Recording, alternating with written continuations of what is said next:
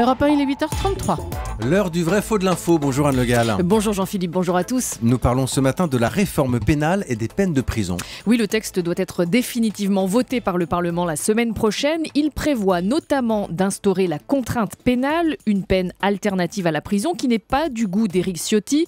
Pour les députés UMP des Alpes-Maritimes, ce n'est pas la bonne option. On n'est pas dans le tout carcéral. C'est une fable qu'entretient Madame Taubira aujourd'hui. La France est un des pays d'Europe qui incarcère le moins.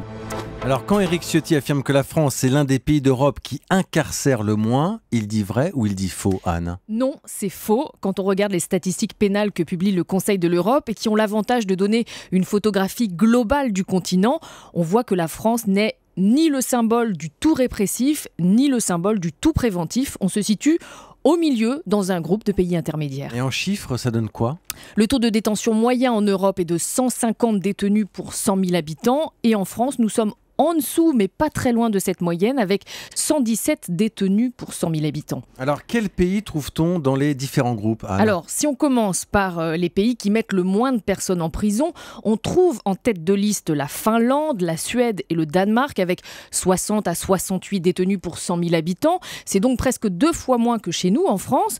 Nous sommes en 9e position sur les 28 pays de l'Union européenne, donc on incarcère plus que les pays qu'on vient de citer, mais aussi plus qu'aux Pays-Bas, en Slovénie ou en Allemagne, mais on incarcère moins qu'en Europe de l'Est, Pays-Baltes, Hongrie, Pologne et aussi un peu moins qu'au Royaume-Uni ou en Espagne. Donc en fait, nous sommes dans un groupe intermédiaire avec la Belgique, l'Autriche, l'Italie ou la Grèce.